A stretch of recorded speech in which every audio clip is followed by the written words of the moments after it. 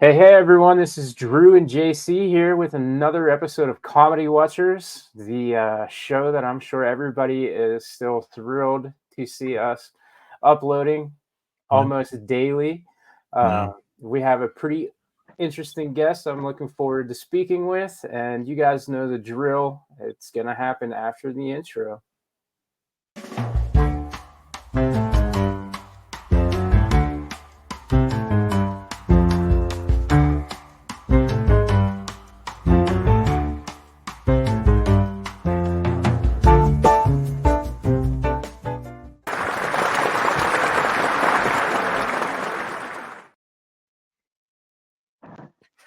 Thank you, imaginary audience. Thank you.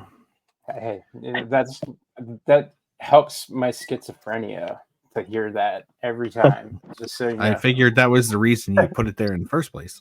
there's 600 people watching us right now in my office that don't really exist. But That's you know more who than will does ever watch exist? any of our podcasts. That's not even true though. You know, but who does exist is our guest tonight. Dan, why don't you go ahead and introduce yourself to the masses? Because despite what JC says, we do have people that watch and listen to our programs. Mhm. Well, I want to thank you both for having me on here. First off, all right. My name's Dan Rathmann. I'm a comedian from the St. Joseph in Kansas City, Missouri area. I call myself a comedian and accidental booking agent because I don't only just book for myself, but also book for other comedians across the country. So, in a nutshell, I've been doing this for almost 2 years and just kind of hit the ground running. And I'm here to basically kind of get to know everybody and network the way I can. And again, if make some new connections, and I'm glad to be on the show with you guys. So, Thank you. Thank you for Yeah, coming on as absolutely. well. Thank you for coming on. When I had the idea to do Comedy Watchers as one of our featured shows, I wasn't sure what I would get out of it. And something that has been very interesting for us, at least for me, is most people that we've spoken with are kind of at that level. Like everybody seems to be at that 2 year mark. And what's super interesting is we're seeing people from, you know, all over that aren't like the typical hot spots. I don't think we've had a New Yorker yet or anybody from LA. We just spoke with two really fun comedians from Alabama before Mhm. South hooking up. Alabama. Yeah, hooking oh, up with nice. this. So I I guess where I'm going with that is I'm interested in learning kind of about your local scene and what it's like, and how you got into it. Well, backstory on how I got into it. I was actually a theater kid in high school. Um, that being said, I did the plays and stuff like that. And originally, I set out to be like an actor, entertainer. I did a little bit of a triple threat. I did a little bit of singing and dancing and stuff too. Um, Kids came along, life happened. Took a short, well, almost 20-year break from any type of entertainment.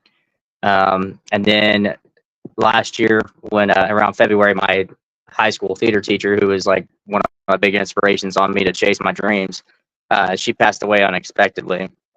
And the last thing she had said to me before she passed away, which was a couple of years before that, was, "I thought you'd be in Hollywood by now." So that resonated in my head multiple times after her passing and stuff. So I kicked off a Facebook post actually saying I wanted to start a comedy deal here in St. Joseph, Missouri. And one bar came along called the Rendezvous Bar here in town, and said, "Hey, let's do it here. Let's kick off shows here." And did my first show May 25th, and I've been steadily booked since. I just kind of just kept going with it, developed this, I call it, it's actually, I got these bands that say it, effort meets fate philosophy. And that's what I'm doing. I'm putting it to work. So, So, from kind of the way that you just described that, it sounds like there wasn't much of a comedy scene going on there at all until yeah, you almost kind of created it. Then, there was years ago, like they had like a comedy group or something like that. I don't remember the names of the guys that did it, but it's been like 5 to 10 years at least before that. I think COVID came along, kind of shut a lot of stuff down. But for the most part, yeah. Until I kicked it off this last year, St. Joe didn't really have a comedy scene. I kind of boosted it, and that's not to pat my own back, but I started doing shows. I started recruiting people. I was hosting the open mics. I host 2 open mics a week here right now, and then I just got added to do a monthly show in Kansas City starting in October. That I'm booking for comedians from all over the country, depending on if they want to come through and do it the way that they do the venue pay and stuff. So, well, how does that work when you're booking people for open mics? We just spoke to a couple of people who said that they have paid to participate in an open mic. And no, we don't charge for that. No. Okay, because it was actually an amusing story because they had said that they had bombed so bad that the venue gave them their money back. Wow. So that was actually really got that. Yeah. But I have never, participated. I don't even know if I've actually been to an open mic. I live in a town that's probably smaller than where you come from. So I don't actually get to interact with that type of entertainment. Well, my hometown is originally 1,500 people. I'm from Troy, Kansas originally, so St. Joe's not my home, but I just live here right now. So 1,500 might actually be on par with where I'm at. I'm literally just in the middle of Pennsylvania, surrounded by grass and farms everywhere. Gotcha. It's insane how isolated I am here, and you just haven't learned to appreciate the Amish comedy yet. Well, okay, that's true. My buddy's got an Amish joke actually that he tells all the time. That's pretty good, but I won't steal his material. But I can relate to it because I am legitimately surrounded by Amish, and if the rapture were to happen and every one of them would just disappear, and I was left here to ride along with Satan and burn forever, they would be okay with me just to not have to be behind these buggies. Legitimately, since we brought it up, this has been a couple of years, but I was at a McDonald's and legitimate Amish folks were there and they were wearing Jordans.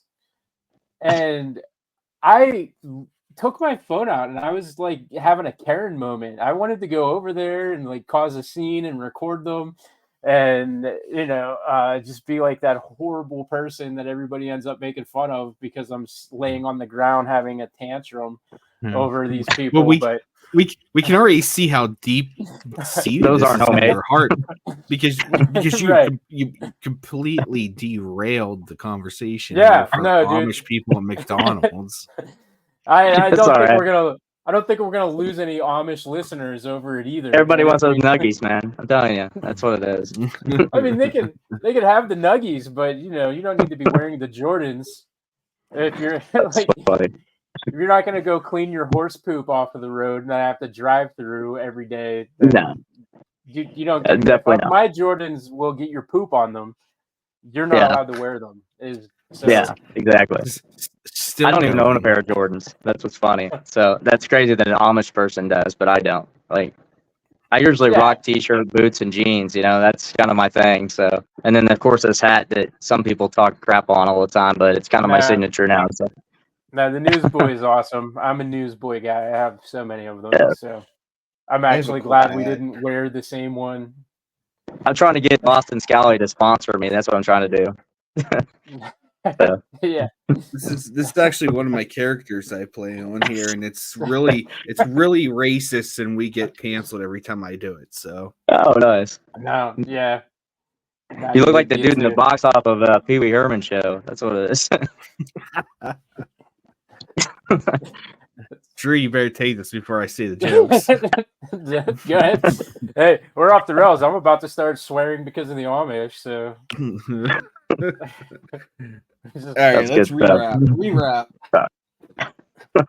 But I think before I started bitching about the Amish, I was asking how it works for booking because again, we've talked to such a deep variety of comedian on this show that we haven't gotten that conversation yet. And so that's one of the things I'm actually really curious about from where I'm sitting as far as someone who's like vaguely interested in trying to do comedy myself at some point, like, Yeah. from your level, like, how does it work? How do you book people, and how do you fit them into their, the travel and whatnot? I've been pretty blessed on it, and I work with comedians, like I said, all over the place. I do shows with like Copenhagen Bandit. I do shows with a guy named Teddy Whitey. He's also touring. I just talked to him earlier today too. Pretty cool guy. I've been reached out to from other comedians from Oklahoma. Matt Farrell's one. He just won best comedian of Oklahoma. He reached out to me, so it's kind of I've been really blessed when it comes to the booking side of things. I guess people just see my hustle and stuff on Facebook and all the social medias where I'm always just pushing stuff out and promoting and everything. But it just really depends on the comedian. Like every comedian's gonna have it's just like a band has like their writers, you know. Every comedian's gonna have kind of what they're looking for, and if I can get it done for them through a venue, then we'll do it. If I can't, then I just let them know. Listen, that's just something I can't do right now myself because I can't foot that out of my pocket. You know, if they're looking for $1,000 up front or something, that's just not my, I'm a father. So a lot of my money is going towards my own bills and my own bookings and things too. So, but I try to get everybody an opportunity. As far as the open mics are concerned, open mics that I host are always free for people to come try. You don't have to be booked for an open mic. You just sign up. So you just come in. There's usually a pretty much a simple piece of paper and clipboard. You sign up your name. If there's 1 through 10, you sign next to the number, and you're up in the order that you signed up in. So it's pretty simple on that. But as far as booking shows, I do a lot of my recruiting, especially for local shows if I can. If I don't have somebody coming in like Copenhagen or Teddy or one of these bigger national names, I also work with another comedian called Pete O'Shea, David Graham, he also does Lionel Richie cover songs. He's like America's #1 Lionel Richie cover singer. Oh, wow. But those guys, they require more because they're going to have like guarantees that they want. But if it's a local thing, I can usually get by with a lot of the times we just split ticket sales, or some places have done like flat rates for me, and then they sell their own tickets, and then I just get paid off of what they paid me, and they keep the door fees. So it just depends on the comedian and the level that you're working with. If people are just trying to get started, it's a little bit easier to just go off of ticket sales, and then you basically are paid what whoever comes to the door. If it's 20 people, you got to split 20 tickets. If it's 100 people, obviously that's a lot better. But for the most part, open mics are always free with me. I don't charge anybody to come to an open mic. Booking wise, it just depends on the level you're at. Right. I don't know. That just kind of reminded me. I remember hearing I can't remember, I don't remember if it was Mark Normand or I don't know, one of the many, renowned comedians that I listen to on a daily basis was talking about being at that level and working outside of the venue, trying to get people to come in, and Yeah. it would ultimately increase what they were able to make off of that night if you were on a Yeah. street team essentially. Yeah. That, Well, there's a lot of hustle in it. You gotta be promoting it. I mean, nobody's just gonna start off at the top. So I've performed in front of 15 people. I've performed in front of almost 200 people. This month, actually, the 27th, I'm going to Southern Missouri to perform in front of probably. I mean, it could be anywhere between 300 to 6,000 people. Um, but they're paying me a flat rate to come down and do it, and they're putting me up in a hotel, stuff like that. That's another thing. Certain comedians, they're going to request that obviously that they got lodging and travel and all that stuff covered too in their deal. So right. And is that something that the venue would be able to help with, or is that just straight up coming out of your bottom line? that's something that if I negotiate a deal, it's going to be negotiated that the venue has that in the payment, where they put up, and that's if I'm going with them too. I'll just basically set it up to where we're going to have lodging set. And if they can't do that, then obviously we can see what it's going to do, and we kind of weigh the cost of what it would cost us to do it, if it's going to be worth us to go there and actually pay our own way, our own hotel fees, travel, and all that, for what they're going to pay us, and we just weigh it out that way. If it's not going to be worth it financially, we just don't do the job, because nobody's in this to lose money. I mean, it's not a hobby; it's a career. So, Right. I unfortunately you got to turn down some things because it's just not financially, smart to go and spend $1,000 and make $200. So, Yeah, no, that makes perfect sense.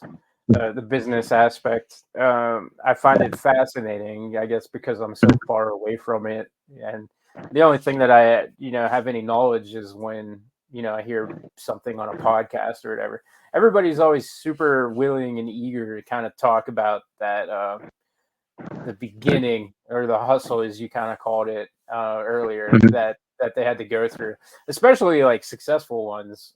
Always have yeah, these like really amusing in hindsight horror stories, but you kind of think like I imagine like how many people are going through those stories like right now just mhm, as their life. yeah, Not all of them are going to make it to that hindsight is 2020 moment. Like that could be like a crushing moment of defeat exactly. that there's only 20 people that made it to that show. Well, Uh, here's the thing: is that you got to build a reputation before you can ask for some of those things too. It's harder to ask for lodging and a flat rate and or guarantees and stuff if you just got out here and did one show and you haven't done shows. I've literally been booking paid shows from my very first show. Was it a lot of money? No, but I still made some money just from the very beginning. And like I said, I've been fortunate enough to do that. But I'm also not too. I'm humble enough to know that hey, I'm not the biggest star out there. I'm not going to compare myself to like a Dave Chappelle or somebody like that. You can't. There's no way. I don't think I could ever be at that level just because who he is. But um, that would be somebody I'd want to be at their level at someday. But if it comes down to it, like I said, you got to also be smart about it financially. If you're going to be booking, um, like say if I'm going to Arkansas to do a show, or if I came out your guys' way to do a show at a venue, um, if they're going to cover lodging and travel, I might take less of a guarantee pay because the lodging and travel is getting covered. But if I got to cover all that extra, I'm going to request for more on the high or on the fee rate because I have to pay my own way for everything to even be there. So, right. Um, you just unlocked a really random question in my head. So I this might even be kind of a hell gig, but would you ever take a show offer from like I don't know, yeah, a Sasquatch convention or something? If somebody were to, there's so many of those, especially out where I live, but I've never seen a comedian at one.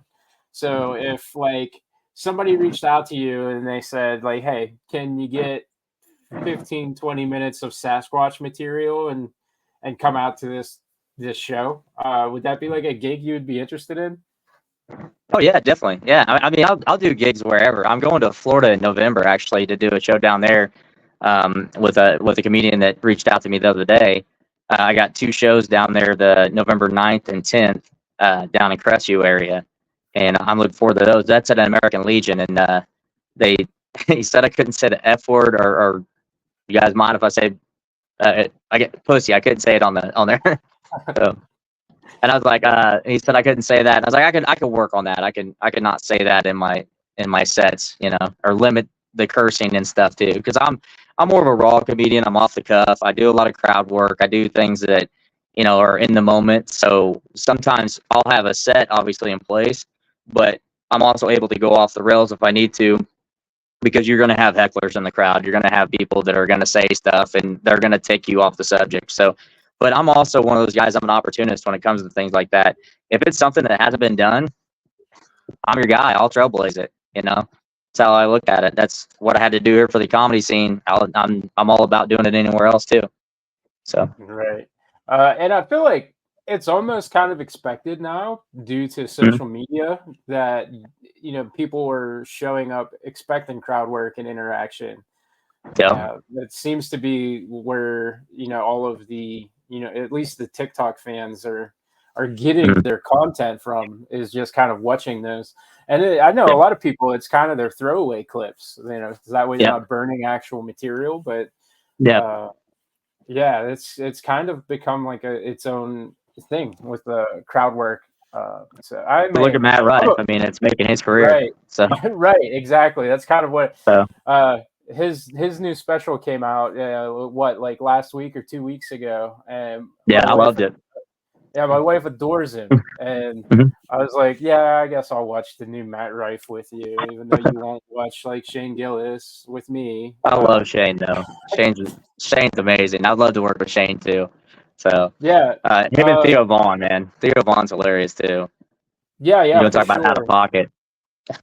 Right, and So, Shane's one of those guys. He's like a Pennsylvania guy, and oh so yeah, yeah, so his show, like it's called Tires on yeah, Netflix. love that show.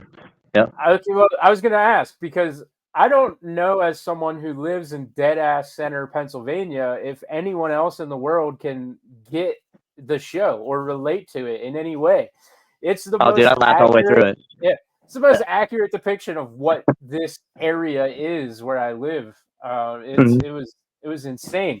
So I Mhm. almost felt like he was pigeonholing himself with this with this Netflix series, but Yeah. yeah, Now, yeah, does that bother you guys that he's more of a Bud Light drinker instead of the Yingling?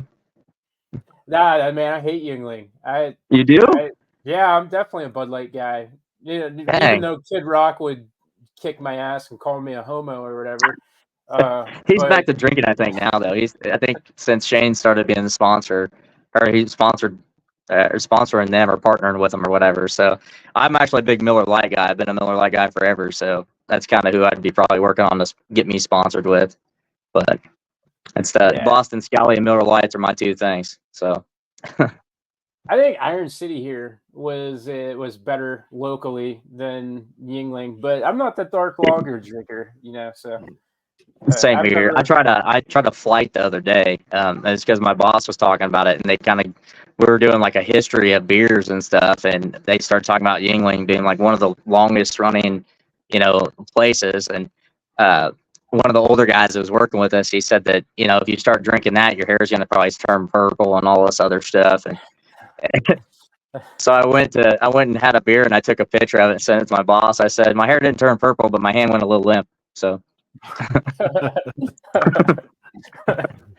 Yeah. Uh, I'm curious.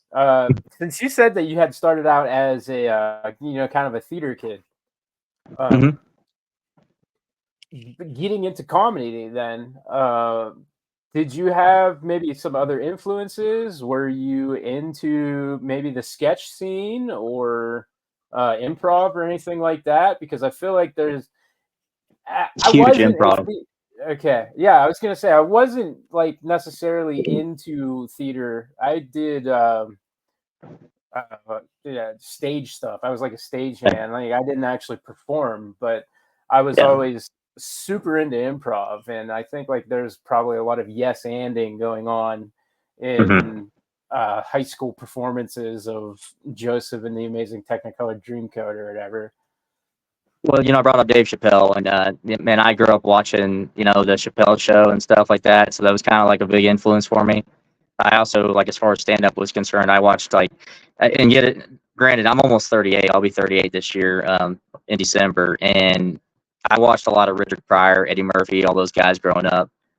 Some George Carlin, things like those type of guys back in the day that were like testing the limits, um, especially whenever it was from an era that where you're more like everybody was trying to be like Bill Cosby, and now it's like nobody wants to be like Bill Cosby. But Let's hold up on nobody. Yeah. so, anyways, it was pretty wild. So I just actually watched Eddie Murphy's Raw again for the first time in years, on Netflix, and he did a joke about Bill Cosby calling him up and everything, telling him not to cuss on TV and his stage performances. But yeah, my biggest influence though was probably gonna be like Dave Chappelle. Just watching the Chappelle show and the skits, and again, like I said, when I was in theater, I did a lot of the plays, and I did roles from singing and dancing roles to play the lead roles. Um, Used to have to memorize a whole bunch of lines and stuff, and a lot of times too, they'd give me free roam to kind of improv or ad lib where I wanted to. So I took advantage of that all the time because it would make the show a little bit different and stand out to the audience. So Right. So you're in our age group. So I'm going to ask this, and it's okay if the answer is no, but did you watch Tough Crowd or did you follow any of the Tough Crowd guys? Like Colin, Patrice, Um, Norton.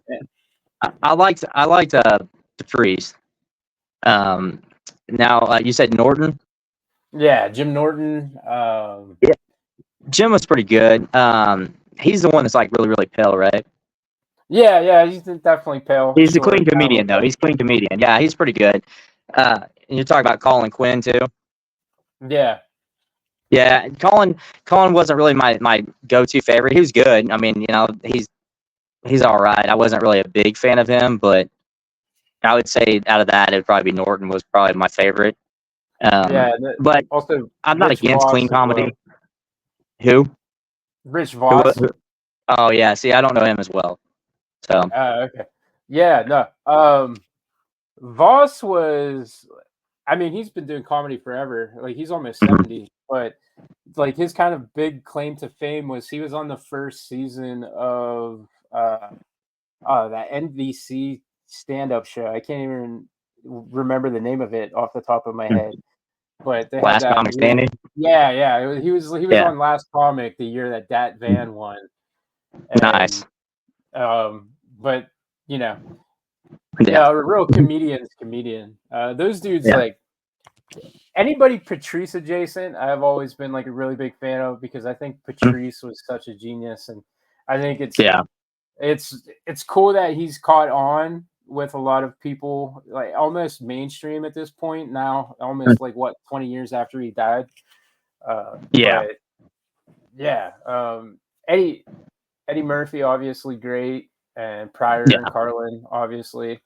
Um, I would also, and maybe it's just me, but I would throw in like a Stephen Wright. I Mhm. love that almost absurd, just kind of joke Yeah. delivery system. Yeah. I really always appreciated guys like that. Mitch Hedberg I've was always been probably more. I've always yeah, been like a more of a darker humor kind of guy. I'm also an ex-cop, so kind of went that route with it. But I always liked Daniel Tosh to stand up. I thought his stand up was pretty great. Anthony Jeselnik, those guys are just off the wall crazy with it. But they have great delivery when it comes to the dark jokes. So I would say those guys have been a little bit more influential towards me too, because again, I try to be I want everybody to have fun. I don't want it to look like I'm just being mean. And they kind of have that way of doing it to where they're not coming off as mean too. So, all right. So having a dark sense of humor, mhm. is that something that has um, hurt you in Missouri? I don't know why I just Yeah. assume that that's kind of part of the Bible Belt. Maybe I'm off geography. It's never been my subject, but seems It's like either that. Bible or meth. We don't know. It's like it's one or the other. So it's down Okay, the well, I middle. mean that's a lot of rural America at this point. Yeah. But so is that something that is detrimental? Do you think that maybe if you were less dark, It's a more little harder. clean? It's a little harder in some places. Like I know I haven't been booked for some shows, probably because I'm not the cleanest comic. And I'm working on some more clean humor, stuff that I can work with, that I can do at more corporate events if I wanted to. Is it as natural for me to be a clean comic? Like I'm not, like I always make the joke about being Danny Tanner, on stand up, not Danny Tanner on Full House. That's kind of the way I look at it. I can't be. It just doesn't come as natural for me to just be a clean comic. Like I got a few dad jokes in my system because I'm a dad. It just kind of happens. Yeah. But a lot of that stuff comes off a little bit too corny for me. So it's really really rough. And I'm not saying I'm against it, because the guys that do clean comedy, man, I give it to them. Like they're doing something great, and there's a place for it. There really is. But there's also a place for what I do too. So that's kind of where I want to be. I don't want to just completely change up myself because everybody thinks I need to do this or need to do that. Because there's a lot of places out there that would rather have me the way I am instead of me shape shifting it. So, Yeah. I think If I think Drew. nope, Hello. you. Nope, you go. No, You I go. no, I was going to touch on like the clean comedy versus like the dark and that is I think as a Mhm. society, at least in the West, I'm not going to speak for anywhere else. We've become so desensitized to just like nothing's funny unless it's vulgar, right? Yeah, Like, that's the only thing that's funny. Unless your friend falls down and busts their face on the sidewalk, nothing else is exactly. funny unless it's vulgar. But there is good clean comedy out there, and like Oh, you said, when you find it, it's respectable because it's hard to do now. hmm Well, I think off the top of my head, you have your Nate Bargatze's who are yeah, huge right now and are as hmm clean as it comes. yep, So yeah, it definitely pays if you're able to think like that. I myself am not able to think like that, and I generally don't seek it out either. I'm definitely more of like a, I'm also very dark, humored, and yeah. honestly, like the podcast is the only time I'm not slinging f words every other sentence. I so I guess it's possible to censor yourself for your shows, Yeah. but Unless it's 3 a.m. and you're on the lawn throwing up, right? yeah, Well, here's the that, thing. That's the thing about the booking side of stuff for me. So if I can't do it, I've got comedians that can. I that's what I said. Pete O'Shea, he's a clean comedian. David Graham, he's completely clean. I believe he does ministry work even. So like I probably couldn't even tour with David because his setup is what it is, and it would probably be a bad influence on like what his career is, and I wouldn't want to damper his career, but I will help him get booked and put him in shows or anything like that, and he's definitely worth it for what he charges. But those guys that they're there for a reason. Like I said, there's a market for those clean comedians, and there's also a market for what I do and some of the other guys that I work with do. Um, but for the most part, I don't mind if I don't feel comfortable doing what this person's asked me to do. I don't mind throwing somebody else in there and saying, hey, this person can do this. This is what you're looking for. It's not me. This person is. Because, like I said, I don't want to do something that doesn't feel as natural to me. If I don't feel like it's going to come naturally for me to do it, I'm not going to do it. And I'm going to throw somebody else in the mix. yeah, absolutely. I guess so. You said that you do like you really enjoy like working off the cuff and doing crowd work and whatnot. So obviously that's something that comes natural. Mhm. What is your preferred writing style? Are you then just taking your bullet points on stage and working it out, or are you sitting down with the legal pad and writing deep into your premise? Well, the other day, like I was just riffing, right? Just sitting there. And it was actually at my parents' house. I was riffing on some stuff, and it was with my girlfriend, and we were talking about the Venezuelan stuff that's going on in Colorado and everything, and all that craziness. And she's Hispanic, and so it kind of was a little off, but um, I was riffing off of that. So what I usually do is like if I get an idea in my head at the moment, I'll take my phone out and I'll just start jotting down notes of like, okay, I got this subject. I'm gonna roll with this. I've also got some stuff about Mediterranean birth control that I jotted down recently that I'm gonna utilize in some of my sets. But normally it's another thing. It's like when I'm with the crowd. If the crowd is feeling something that I'm saying, I'm gonna utilize that. But if they're not, I'm going to shapeshift into a different route and utilize what the crowd's doing and go off of them instead. So I have bullet points and I have ideas, and I don't exactly just write out a whole sketch of stuff. I just write down the ideas that I have and memorize what I was talking about before. Yeah, that makes sense. You ever I had a moment where like you were just caught, like dead to rights, where crowd wasn't feeling it, you weren't feeling it, and it was just like this real awkward moment? I would say maybe in the beginning. I don't think I've ever really been like off guard because, like I said, like if I feel like the crowd is just being silent or not feeling something, I kind of I kind of make it an awkward moment for them. You know what I mean? I'll call them out on it, and then I start riffing. So I don't really think I've ever had like a dead air moment where I wasn't talking or they weren't like actually understanding where I was at, unless there's like microphone issues or something like that. Which again, when you're first starting off and you're based off of a venue's equipment and it's not always the greatest equipment. I've worked with some pretty crappy equipment. and it's not fun. I worked in venues where they could hear me up front, but they couldn't hear me in the back. So at one point in time, I'm sitting there just talking a whole bunch of talking a bunch of shit, to people just to try to get their attention, and then it finally works, So there's been those moments, but for the most part, like if there's people in the crowd, I've got material one way or another. So Yeah, I mean that ability to riff with people, I think, goes a long way, especially when you realize that the people in the back haven't been able to hear you the entire time. It would probably be pretty awful to be in that situation and not have that skill. Like that's where you probably find yourself in that question where you're like, okay, I guess I'm gonna just go home then. I'll see you guys later. And they start yanking you off stage with an umbrella. Exactly. Or the whatever. whole cane thing, like the old Apollo. Yeah. Yeah. That vaudeville thing.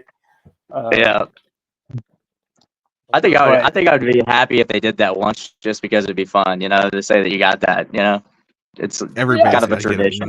once. To do so bad that they just you Yeah. have to The be old vaudeville guy comes out. You can't do blackface anymore, though. So, Nah. Unfortunately, no. only if you're a politician. I mean, we're gonna try it. Like, we're not against this. Just give us a couple episodes. Just don't put on the tap shoes and everything, and it's all right. Wait till after the election, and we'll gauge it based on that. Yeah. Gotcha. Check the climate. Yeah. It's actually pretty funny because I've done shows in front of just all black crowds too, so that's a good time. So I've always heard that that's where you should be gritting your teeth, is in front of black rooms. That it's they're harder to please, but when you win them over, it's super Drew, rewarding. You knew I did that, right? It was when I was in jail. Pleasing black crowds. There you go. I gotcha. I know where he was going with it.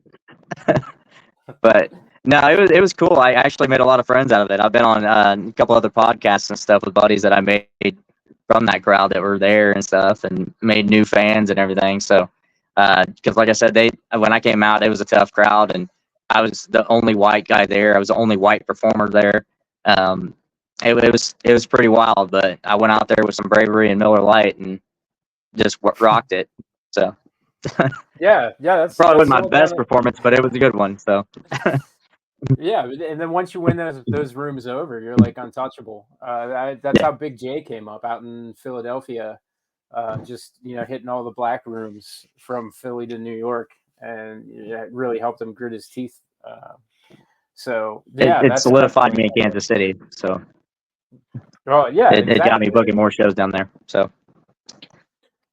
yeah, because I mean, let's face it, like white people, I mean, we laugh at the dumbest shit. We're easy to please. And like, oh yeah, I get that reference. You're right. Yeah.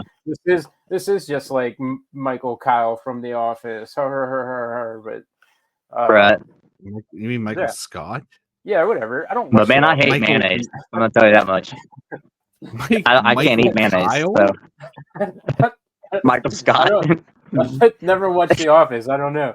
I'm just trying to make. You've never watched The Office? Not really, man. No. The first 5 seasons is pure comedic genius. Everything after that's garbage. The first 5 seasons. I see the last 5 minutes of every episode before South Park on Comedy Central, and that's funny. It doesn't speak to me. I don't know, man. Drew, I mean, to be fair, Drew has never worked in an office, so he wouldn't get it. No, it's too highbrow for me. To be fair, that does sound like a really white name, though. Michael Kyle does. So. Michael Kyle, yeah. I'm Michael Kyle, and I like Mountain Dew. You got to have 2 first names to be that, yeah. So. Yeah, well, as a 2 firstie myself, I get it. Yeah, that's true. Shit. That's funny. But I have a question that I haven't been able to ask anybody yet, and I don't know, for whatever reason, something's telling me you might have a good answer for it. I But don't know where this is going. I have been hearing a lot 8 that inches. What? Oh, that's impressive. Us newsboyers don't typically get that long, I'm not. so Yeah, I'm not prepared for I'm this. gonna actually call bullshit. Security in clubs and stuff, venues. I've heard a lot of really negative things about it lately, but I haven't been able to actually speak to any comedians on it. Even Sal Volcano, who's huge, Yeah. Yeah. has been talking about the lack of security and people just kind of waltzing into green rooms or making it up on stage. And not too long ago, there was a thing that went viral with Mark Normand and stuff. So. Uh, Mhm. is that something that you are seeing at all? Is there like a I, lack of security? I don't think I've ever had really any security at most of my shows.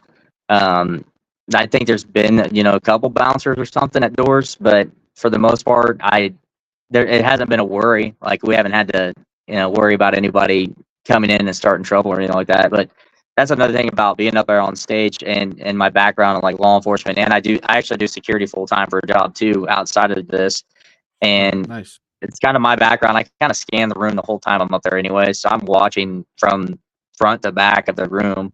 Um, so I haven't really seen anything that's been like a threat for us.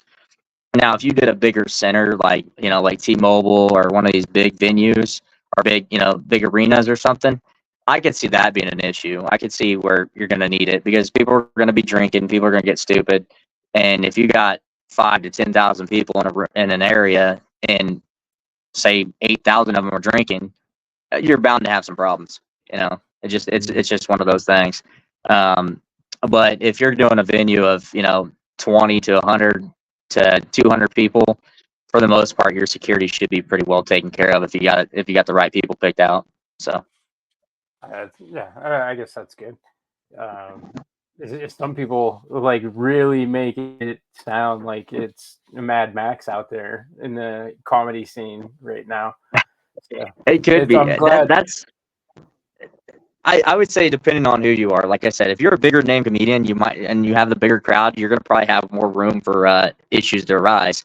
Now, once in a great while, you might have it with a smaller crowd because you're gonna get somebody that gets drunk and stupid. It just happens. But Mhm.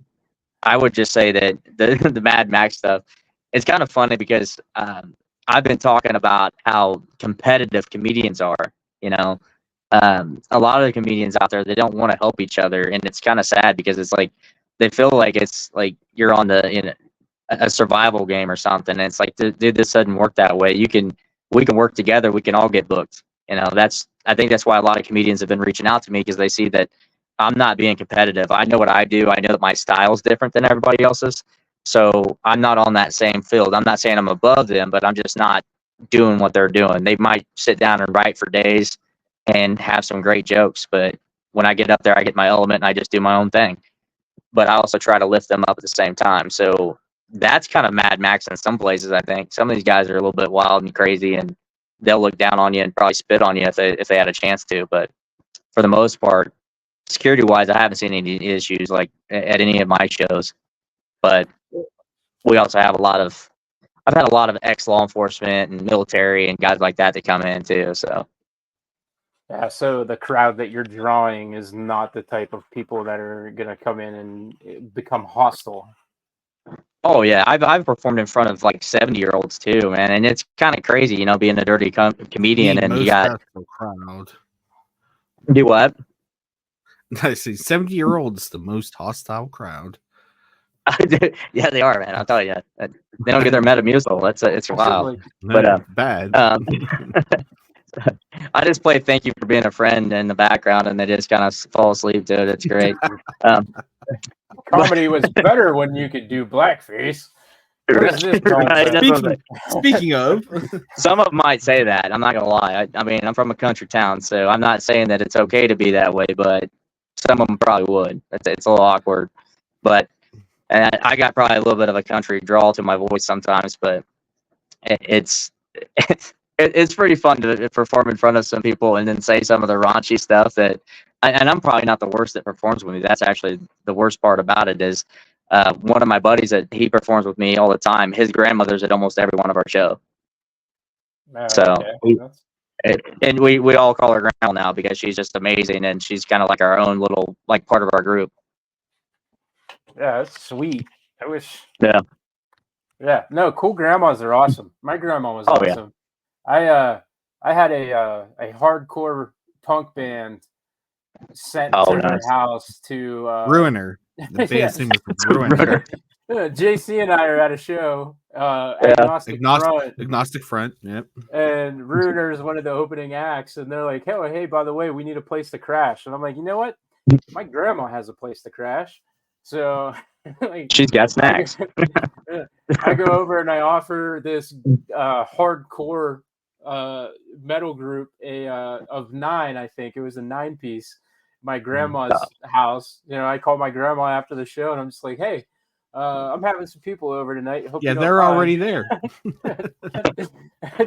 And then I was such an a-hole about it. We stopped at like Denny's or Eaton Park or something, and we were just like, we'll get there when we get there. And we show up, and Runer's there hanging out with my grandma already, and she made them breakfast the next day. Like, she has all these people that are just like sleeping under the table in the dining room and just sprawled out everywhere. And she hung out with them more than I did. Yeah, I That's a cool grandma. Yeah. So it's cool when grandmas are cool like that. Yeah, my grandma was Ruiner's grandma.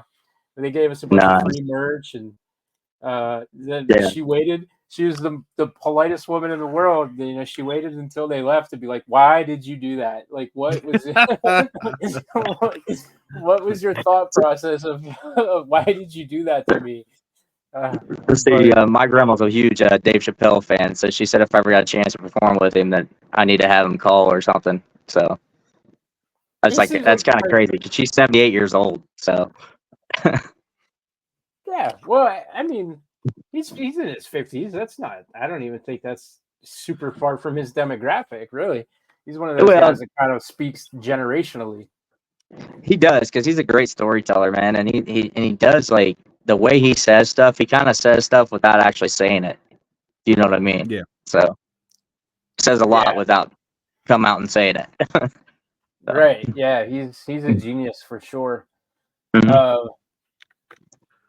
I had what I thought was a super insightful and riveting question, but talking about grandmas made me completely forget it. I'm at an absolute brain fart. You're all good. Perhaps JC can intervene here, and I'll remember what I was going to say. That was probably not. I'm just saying that you have probably the weirdest obsession with like grandmas. Like, you're like a Gil Hunter over here. Yeah, that's funny. It's not even accurate. It seems pretty accurate to me. Just because see, you're just jealous because your grandma is dead. Right. Oh, he's like dead. Wow, that went dark real quick. All of my grandparents are dead. Yeah, I've got one left. So yeah, God, same. I wish I did. And please keep it, enjoy it. Oh yeah, I talk to her every day. So they would be as disappointed in him if they were alive as they are now, looking down upon him. That's actually why they died. Oh wow, disappointment. He has this wicked awesome story about his grandma fucking levitating or something. My great grandmother was levitating in her bed one night. Like, she had no idea what was going on, and she was afraid to tell anybody for like 20 years. So 20 years she was levitating in her bed. She was levitating to other weird shit too, but she waited 20 years, and she randomly told my mom one time, and my mom's like, "Why are you telling me this?" Damn. Yeah, so his grandma's out there hanging out with the exorcists or being abducted by aliens. I mean, it's unclear which of the two. Yeah, we don't know, unfortunately. But Yeah, can you imagine that just one day your grandma or your mom is just like, "Oh yeah, I was levitating when you were a child." Like then Better you have quit to that. You're start gonna hurt your learning. hip. Yeah, Yep. like how long do I have before I turn schizophrenic? Lock it in. It's a keepsake. There you go. It's a great memory. We'll tell this at our grandchildren's weddings.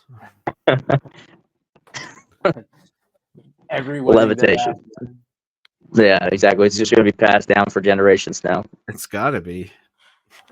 It reminds me of that Family Guy episode where what is it? Sam Elliott says that he becomes the new mayor. You guys ever watch Family Guy? Oh, yeah. He's like, I can levitate. That's his like go-to. Like what?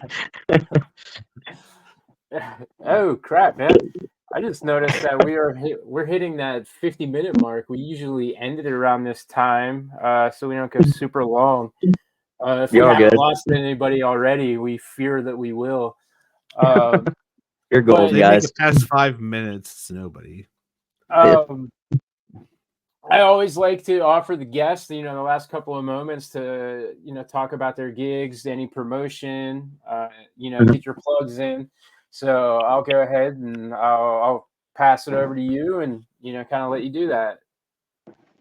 All right, I've got a lot of them coming up, but the next couple of shows that I have coming, one's in Topeka, Kansas. I will be at it's a pre-party. It's actually called at the Booby Trap. It's where this is going to be at. It's for the Great Plains Arts and Music Festival. That's going to be this Saturday. I got to be there around 8. I perform at 9 p.m. I've got tickets available. You can go on my Facebook and find how you can buy tickets. The one after that, the 22nd, I'm actually going to be in Kansas City at the Westport Bowery. With the headliner is going to be named Shar. I'm actually hosting that, but I'll do a little bit of comedy myself too. And then after that, I go back to my hometown, October 5th. It's going to be a little Cajun restaurant, but I put on a show over there in my hometown of Troy, Kansas.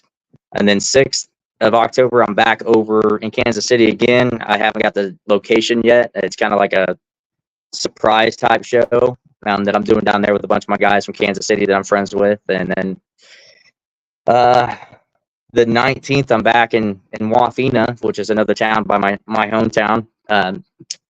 That's going to be at a VFW with me and the guy that I was telling you about. His name's Brady Willis. He performs at a lot of shows with me. He's also a military veteran, so it's going to be fun to do that at the VFW with him. And his grandma will probably be there too. And then at the end of the month, I'm actually back down in Kansas City for our monthly. Well, I guess our monthly show starts that I'll be hosting at Kansas City. It's going to be October 11th at Roaring 20 is where that's going to be at. So that'll be before the 19th show. And then my next show down there will be November 8th. And then November 9th and 10th, I'm in Florida in Crestview at the American Legion, the 9th and 10th, post 75. So. Excellent. That is a real professional right there. He knew every one of those dates off the top of his head. He wasn't cheating either. So he's the real deal. Thank you. Yeah. If you happen to have links or anything, you want to shoot them over to me. I will include them in any show notes for anybody listening. And I'm sitting them in here right now. Awesome. All right. So everybody, check our show notes. Look for the links. And I want to thank you for coming on. This was fun. It was a fast hour. It blew right by. And hey, check the links. I'm going to hit the outro, and we're going to see everybody next time. I'm putting them in here. The preceding program has been brought to you by the Watchers Podcast Network. If you enjoyed the show, please like, subscribe, and share with your friends to help grow our network. Check us out on all social media platforms, YouTube, and wherever you get your podcasts. And until next time, thanks for your support.